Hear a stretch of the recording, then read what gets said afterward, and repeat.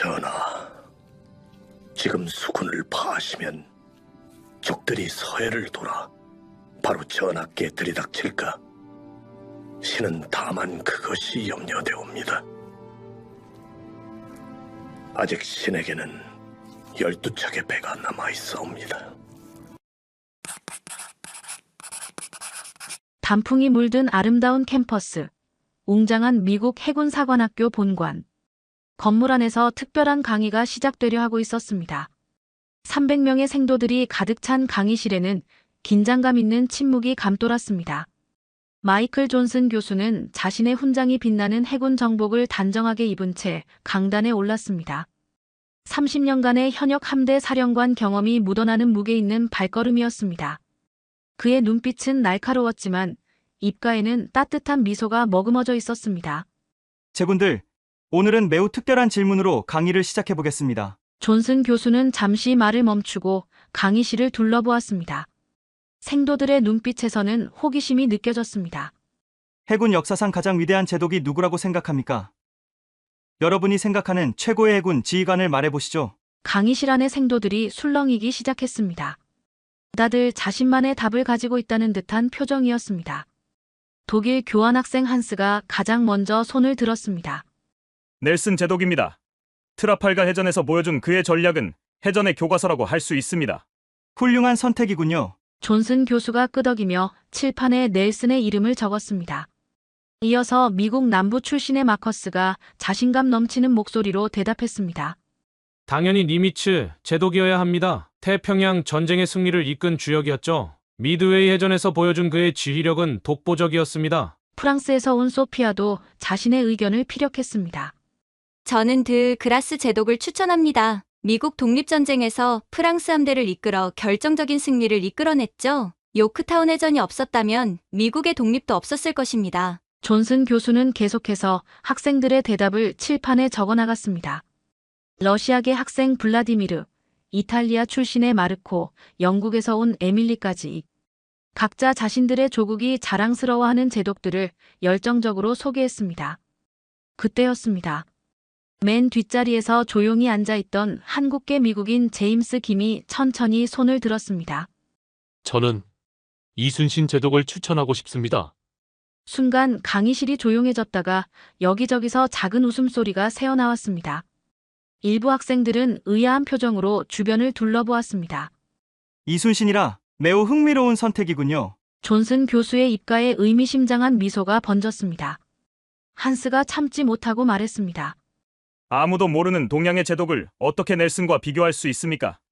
게다가 당시 조선은 세계 해전사에서 중요한 위치를 차지한 적도 없지 않습니까? 여러 학생들이 동조하듯 고개를 끄덕였습니다. 프랑스의 소피아도 거들었습니다. 맞습니다. 16세기 동아시아의 지역 분쟁을 세계 해전사와 비교하는 것은 무리가 있습니다. 당시 유럽의 해전 기술이 훨씬 앞서 있었죠. 제임스의 얼굴이 붉어졌지만 그는 침착하게 대답했습니다. 이순신 제독은 23전 23승의 기록을 가지고 있습니다. 단 한 번도 패배하지 않았죠. 특히 명량해전에서는 허풍 섞인 기록 아닙니까? 러시아의 블라디미르가 말을 자르며 비웃었습니다. 전쟁 기록은 항상 과장되기 마련이죠. 강의실이 다시 술렁이기 시작했습니다. 그때 존슨 교수가 천천히 책상 앞으로 걸어갔습니다. 그는 무거운 책 한 권을 집어들었습니다. 제군들, 전쟁에서 가장 어려운 것이 무엇이라 생각합니까? 갑작스러운 질문에 학생들이 잠시 생각에 잠겼습니다. 영국의 에밀리가 먼저 입을 열었습니다. 전력의 열세를 극복하는 것입니다. 마커스가 이어 말했습니다. 적의 수적 우세를 이겨내는 것이죠. 이탈리아의 마르코도 의견을 보탰습니다. 불리한 전장 환경을 극복하는 것입니다. 존슨 교수는 천천히 고개를 끄덕이며 학생들의 대답을 하나하나 칠판에 적었습니다. 그리고 잠시 침묵한 뒤 강의실 전체를 둘러보며 무거운 목소리로 말했습니다. 모두 훌륭한 대답입니다. 그런데 만약 그 모든 어려움을 동시에 극복한 지휘관이 있다면 어떻겠습니까? 전력과 병력이 절대적으로 열세인 상황에서 불리한 전장 환경을 오히려 이용해 승리를 거둔 사람이 있다면? 교수는 책을 펼쳐 한 페이지를 학생들에게 보여주었습니다. 여러분이 방금 웃으며 과소평가한 그 이순신 제독에 대해 영국 해군 사관학교는 이렇게 평가하고 있습니다. 강의실은 깊은 침묵에 빠졌습니다. 모든 시선이 존슨 교수에게 집중됐습니다. 자, 이제부터 여러분의 세계관을 완전히 뒤집어 놓을 이야기를 시작해 보겠습니다. 세계의 전사에서 가장 위대하지만 가장 잘못 평가받고 있는 제독 이순신의 실체를 파헤쳐 보죠. 존슨 교수는 스크린에 한 장의 오래된 지도를 띄웠습니다. 1592년 조선의 해안선이 상세하게 그려진 지도였습니다. 제군들, 여러분은 전쟁이 일어나기 전 자신의 함대가 패배할 것을 알면 어떻게 하겠습니까? 프랑스의 소피아가 자신감 있게 대답했습니다. 당연히 증원을 요청하거나 후퇴해야 하죠. 무모한 전투는 피해야 합니다. 주변에서 동조하는 목소리가 이어졌습니다. 그러자 존슨 교수는 의미심장한 미소를 지었습니다. 1591년 일본의 침략이 임박했을 때 조선은 최악의 상황이었습니다. 대부분의 장수들은 일본군의 위세에 눌려 미리 포기했죠. 하지만 이순신은 달랐습니다. 독일의 한스가 의문을 제기했습니다. 잠깐만요, 교수님. 당시 조선은 해군력이 일본보다 훨씬 열세였다고 알고 있습니다. 그런데 이순신이 뭘 했다는 겁니까? 존슨 교수는 천천히 걸어가며 말을 이어갔습니다. 이순신은 부임하자마자 3가지 일을 했습니다. 첫째, 전투해역의 모든 바다를 직접 조사했죠. 물길, 조류, 암초의 위치까지. 그는 이것을 물길도라는 지도로 만들었습니다. 스크린에 정교한 해도가 나타났습니다. 둘째, 그는 배를 개조했습니다. 판옥선을 전투함으로 개조하고 거북선을 만들었죠. 셋째, 그는 끊임없이 훈련했습니다. 밤낮으로 수군을 조련했죠. 러시아의 블라디미르가 비웃듯이 말했습니다. 그게 뭐가 대단합니까? 그런 건 기본 아닙니까? 존슨 교수의 눈빛이 날카로워졌습니다. 기본이라고? 그렇다면 내가 물어보지. 당시 조선의 다른 장수들은 왜 그 기본조차 하지 않았을까? 더 중요한 건 교수는 잠시 말을 멈추고 강의실을 둘러보았습니다.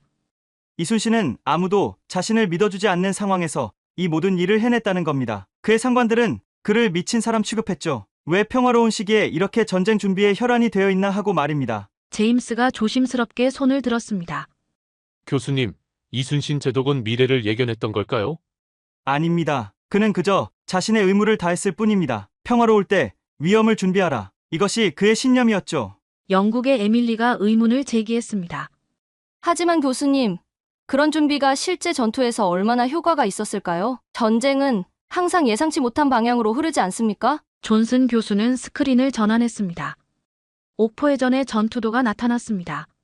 1592년 5월 드디어 전쟁이 시작됐습니다. 육지에서는 조선군이 연패를 거듭했죠. 하지만 바다는 달랐습니다. 이순신은 첫 전투에서부터 압도적인 승리를 거뒀습니다. 이탈리아의 마르코가 말했습니다. 운이 좋았던 거겠죠. 존슨 교수의 눈빛이 더욱 날카로워졌습니다. 운이라고? 제군들, 전쟁에서 운이란 게 무엇인지 아십니까?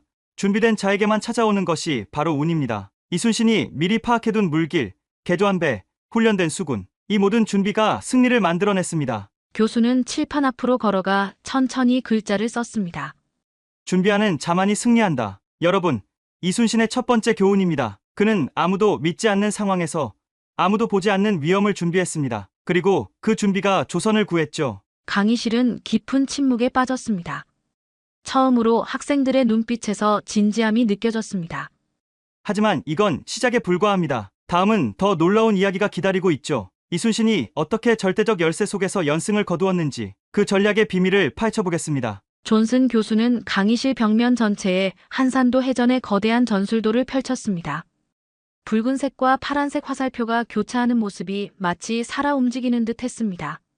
자, 이제 해전사에서 가장 완벽한 전술 중 하나를 살펴보겠습니다. 1592년 7월 8일 한산도 앞바다에서 펼쳐진 해전. 이순신은 이날 무엇을 보여줬을까요? 독일의 한스가 지도를 유심히 보다가 말했습니다. 교수님, 저건 그저 단순한 포위 작전 아닙니까? 하깃진이라는 게 결국 적을 포위하는 기본적인 전술 아닌가요? 러시아의 블라디미르도 거들었습니다. 맞습니다. 고대 로마 시대부터 이미 사용되던 전술이에요. 뭐가 그리 특별하다는 건지. 존슨 교수는 그들의 말을 듣고 있다가 천천히 입을 열었습니다. 그렇게 생각하나요? 그럼 한 가지 질문을 하죠. 여러분이 73척의 함대를 이끌고 있다고 가정해봅시다. 적은 133척, 거의 2배에 달하는 전력이죠. 게다가 적의 함선은 기동성이 뛰어나고 근접전에 특화되어 있습니다. 여러분은 어떻게 싸우겠습니까? 프랑스의 소피아가 대답했습니다. 후퇴하면서 지구전을 펼쳐야죠. 정면 대결은 자살 행위입니다. 하지만 이순신은 정반대로 했습니다. 교수의 목소리에 힘이 들어갔습니다. 그는 오히려 적을 유인했습니다. 퇴각하는 척하면서 적의 깊숙한 진입을 유도했죠. 그리고 좁은 한산도 물길에서 교수는 레이저 포인터로 지도를 가리켰습니다. 바로 이 순간 이순신은 하객진을 펼쳤습니다. 그런데 여러분, 이 전술의 진정한 천재성이 무엇인지 아십니까? 영국의 에밀리가 의문을 표했습니다. 천재성이라뇨? 그냥 포위 작전 아닌가요? 존슨 교수는 갑자기 걸음을 멈추고 강단 앞에 섰습니다. 폐쇄된 해역, 물살의 방향, 바람의 흐름, 그리고 적군의 심리까지 이순신은 이 모든 요소를 완벽하게 계산했습니다. 수적 우세를 자랑하던 일본 함대는 좁은 수로에서 오히려 자신들의 수가 독이 됐죠. 빽빽하게 몰린 배들은 서로를 방해했고 조선 수군의 포격에 속수무책으로 당할 수밖에 없었습니다. 이탈리아의 마르코가 고개를 갸웃거렸습니다. 하지만 교수님, 그래도 기본적으로는 포위 전술이지 않습니까? 존슨 교수의 눈빛이 날카로워졌습니다. 정말 그렇게 단순하게만 보입니까? 여러분, 현대 해군 전술의 핵심이 무엇입니까? 지형지물의 활용, 적의 심리 파악, 전장 환경의 통제. 이순신은 400년 전에 이미 이 모든 것을 완벽하게 구현해냈습니다. 교수는 스크린을 전환하여 현대 해군의 기동 전술도를 보여주었습니다. 보십시오. 현대 해군이 사용하는 이 전술들, 이순신의 하객진과 놀랍도록 유사하지 않습니까? 우리는 지금 이순신이 400년 전에 이미 완성한 전술을 현대화하고 있는 것뿐입니다. 제임스가 조심스럽게 손을 들었습니다. 교수님, 그렇다면 이순신 제독은 어떻게 이런 전술을 생각해낼 수 있었던 걸까요? 존슨 교수는 잠시 생각에 잠겼다가 대답했습니다. 이순신에게는 세 가지 특별한 점이 있었습니다. 첫째, 그는 철저한 관찰자였습니다. 바다의 모든 변화를 기록하고 연구했죠. 둘째, 그는 뛰어난 혁신가였습니다. 기존의 전술을 단순히 모방하는 것이 아니라 자신만의 것으로 재창조했죠. 셋째, 그리고 가장 중요한 것은 교수는 잠시 말을 멈추고 학생들을 둘러보았습니다. 그는 결코 상황을 핑계대지 않았습니다. 열세인 상황에서도 불리한 조건에서도 그는 항상 승리할 방법을 찾아냈습니다. 이것이 진정한 지휘관의 자질이 아니고 무엇이겠습니까? 강의실은 깊은 침묵에 빠졌습니다.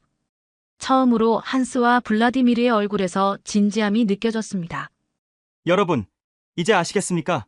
한산도 대첩은 단순한 승리가 아닙니다. 이는 전술의 완성이자 지휘관의 완벽한 드라마였습니다. 그리고 이것은 시작에 불과했죠. 교수는 새로운 지도를 펼쳤습니다.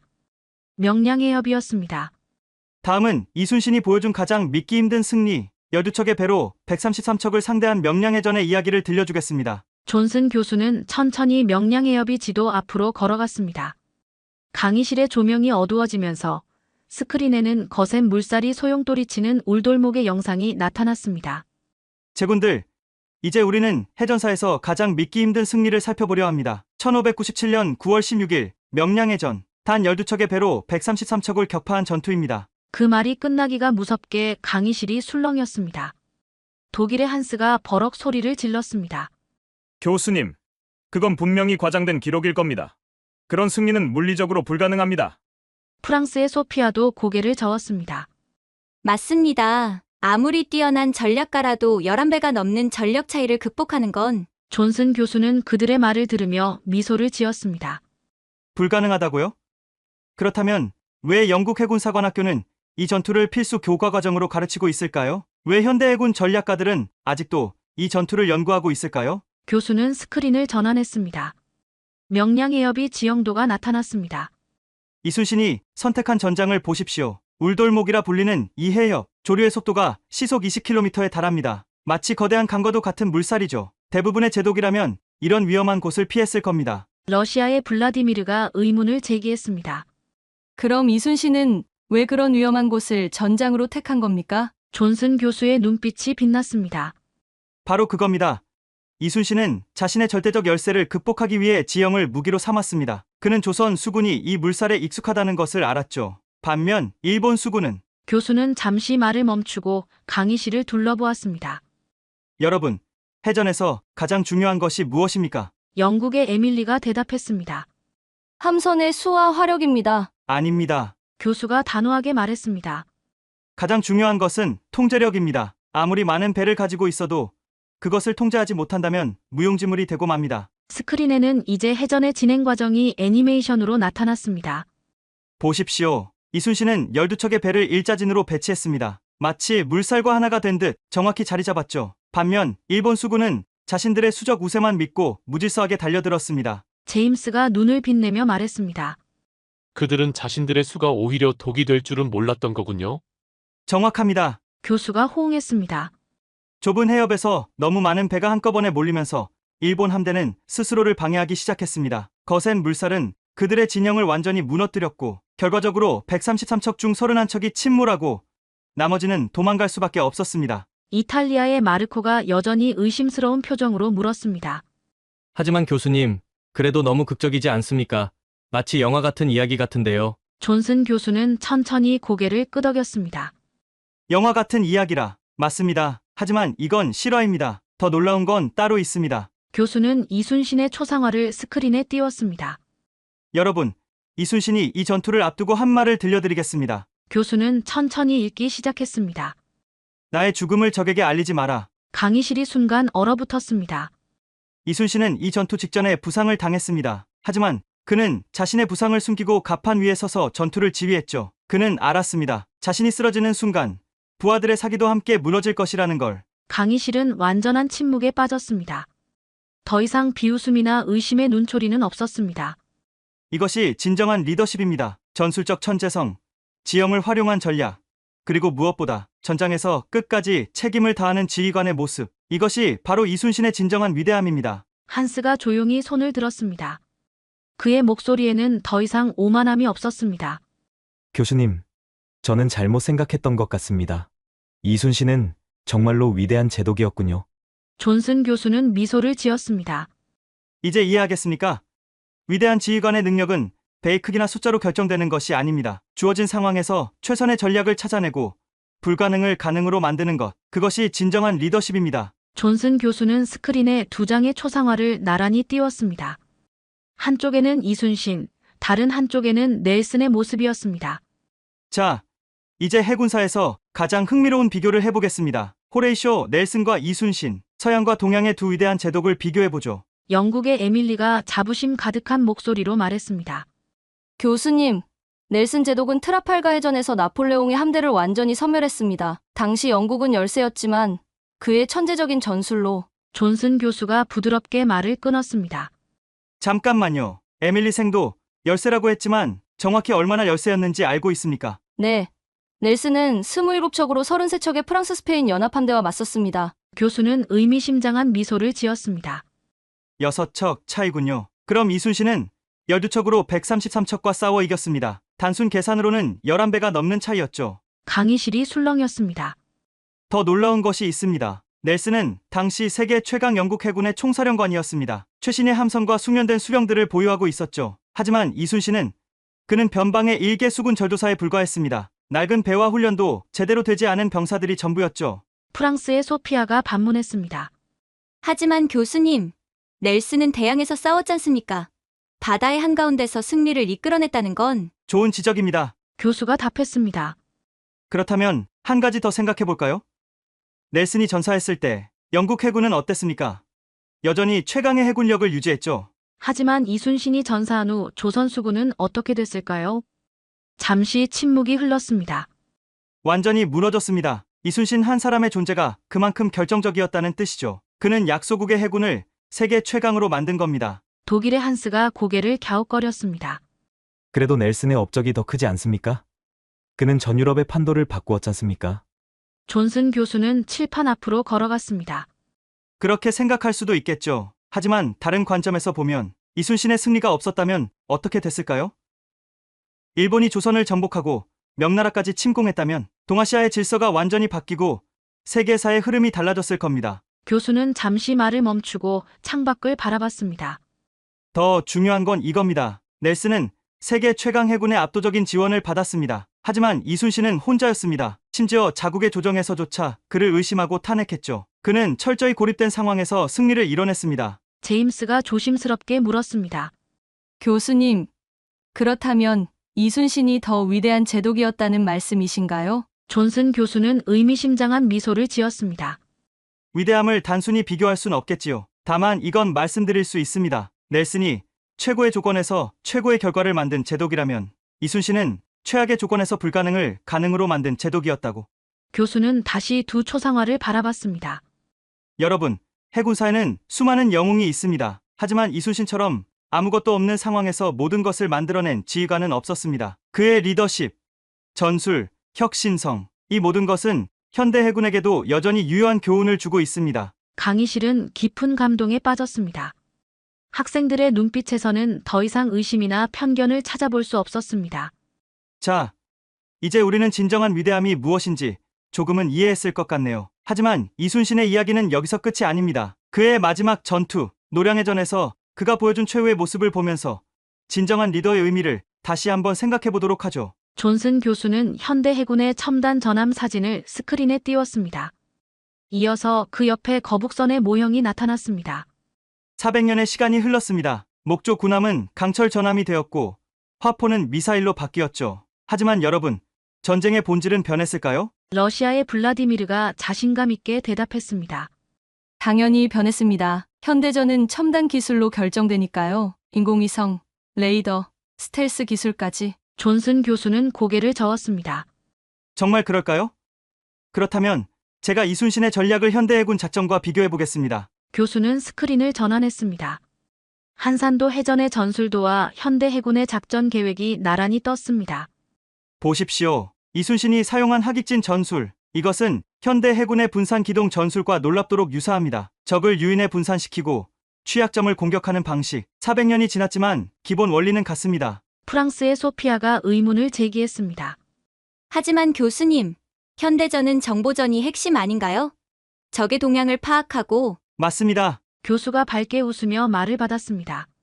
이순신은 정보전의 중요성을 누구보다 잘 알았습니다. 그의 거북선을 보십시오. 단순한 전투함이 아닙니다. 이것은 당시로서는 최첨단 정찰함이었죠. 철갑을 두른 등판으로 적의 공격을 막으면서 적진 깊숙이 들어가 정보를 수집했습니다. 교수는 이순신의 난중일기 한 페이지를 보여주었습니다. 이순신은 매일 밤 일기를 썼습니다. 바다의 조류, 날씨의 변화, 적군의 동태까지. 이것이 바로 현대 해군이 말하는 실시간 전장 정보 분석의 시초입니다. 영국의 에밀리가 감탄하며 말했습니다. 마치 현대의 빅데이터 분석 같네요. 정확합니다. 더 놀라운 것을 보여드리죠. 교수는 명량해전의 전술도를 띄웠습니다. 이순신이 명량해전에서 보여준 지형 활용 전술. 이것은 현대 해군의 지형 차단 전략과 정확히 일치합니다. 좁은 해협의 조류를 이용해 적의 기동을 제한하고 아군의 화력을 집중시키는 방식. 나토 해군도 동일한 전술을 연구하고 있습니다. 독일의 한스가 이제는 진지한 표정으로 물었습니다. 그렇다면 이순신의 전략 중 현대 해군이 가장 주목해야 할 점은 무엇입니까? 존슨 교수는 잠시 생각에 잠겼다가 대답했습니다. 3가지입니다. 첫째, 비대칭 전략입니다. 열세인 상황에서도 승리할 수 있는 방법을 찾아내는 것. 이는 현대전에서도 핵심적인 요소죠. 교수는 칠판에 하나씩 적어나갔습니다.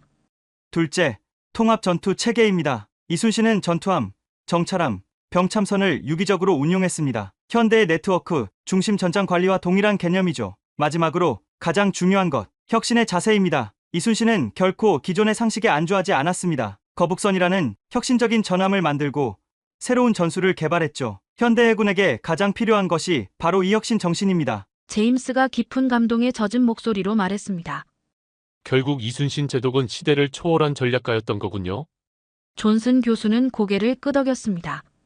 그렇습니다. 우리는 종종 과거의 전략을 구시대적이라고 무시합니다. 하지만 이순신이 보여준 것은 시대를 초월한 전략의 본질이었습니다. 정보의 중요성, 혁신의 필요성, 그리고 무엇보다 어떤 상황에서도 포기하지 않는 승리의 의지. 교수는 잠시 말을 멈추고 창밖을 바라봤습니다.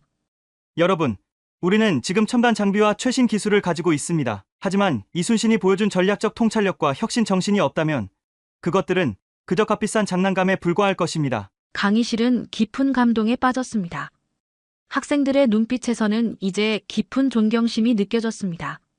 자, 이제 마지막으로 이순신의 최후의 순간을 통해 진정한 지휘관의 모습이 무엇인지 알아보도록 하겠습니다. 존슨 교수는 천천히 창가로 걸어갔습니다. 붉은 노을이 강의실로 스며들고 있었습니다. 1598년 11월 19일 노량해전, 이순신의 마지막 전투입니다. 스크린에는 격렬한 해전의 모습이 그려진 고화가 떠올랐습니다. 여러분, 지휘관에게 가장 중요한 순간이 언제라고 생각합니까? 프랑스의 소피아가 대답했습니다. 승리를 거두는 순간이겠죠. 존슨 교수는 고개를 저었습니다. 아닙니다. 지휘관의 진정한 가치는 죽음의 순간에 드러납니다. 이순신은 적의 총탄에 맞아 쓰러지면서도 단 한마디를 남겼습니다. 강의실이 숨죽였습니다. 나의 죽음을 적에게 알리지 마라. 전투가 끝날 때까지. 교수의 목소리가 강의실에 울려 퍼졌습니다. 모든 학생들의 눈빛이 변했습니다. 독일의 한스가 감동한 목소리로 말했습니다. 자신의 죽음보다 승리가 더 중요했던 거군요. 그렇습니다. 넬슨도 트라팔가 해전에서 전사했지만 그는 이미 승리가 확실해진 후였습니다. 하지만 이순신은 달랐습니다. 가장 치열한 전투 중에 쓰러졌지만 자신의 죽음이 부하들의 사기를 꺾을까 두려워했던 거죠. 교수는 이순신의 초상화 앞에 섰습니다. 여러분, 이것이 진정한 리더십입니다. 끝까지 책임을 다하는 것, 자신의 생명보다 승리를 더 중요하게 여기는 것, 부하들을 끝까지 생각하는 것. 러시아의 블라디미르가 조용히 물었습니다. 결과는 어땠습니까? 조선은 승리했습니다. 이순신의 마지막 희생이 있었기에 가능한 승리였죠. 하지만 더 중요한 것은 존슨 교수는 스크린을 전환했습니다. 현대 한국 해군의 모습이 나타났습니다. 이순신의 정신은 지금도 살아있습니다. 한국 해군의 모든 함정에는 이순신이라는 이름이 들어있습니다. 세계 각국의 해군 사관학교에서는 그의 전술을 연구하고 그의 리더십을 배웁니다. 제임스가 깊은 감동에 젖어 말했습니다. 한 사람의 영향력이 이렇게 오래 지속된다는 게 놀랍습니다. 존슨 교수는 고개를 끄덕였습니다. 이순신이 남긴 것은 단순한 승리가 아닙니다. 그는 우리에게 진정한 리더의 모습을 보여줬습니다. 불가능한 상황에서도 포기하지 않는 의지, 철저한 준비와 혁신적인 전략, 그리고 무엇보다 목숨을 바쳐서라도 책임을 다하는 진정한 지휘관의 모습. 교수는 잠시 말을 멈추고 창밖을 바라봤습니다. 그리고 한 번 더 이순신의 초상화를 바라봤습니다. 오늘 우리는 놀라운 여정을 함께했습니다. 처음에는 과대평가된 영웅이라 생각했던 이순신. 하지만 이제 우리는 압니다. 그가 얼마나 위대한 인물이었는지를. 강의실은 깊은 침묵에 잠겨 있었습니다. 여러분, 이순신은 우리에게 무엇을 가르쳐 주었을까요? 제임스가 천천히 손을 들었습니다.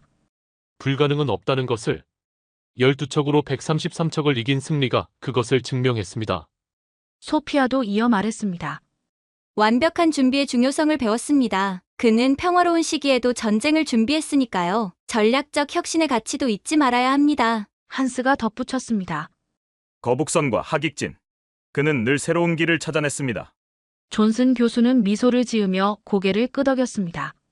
맞습니다. 하지만 가장 중요한 가르침은 따로 있습니다. 교수는 천천히 창가로 걸어갔습니다. 석양이 그의 실루엣을 붉게 물들였습니다.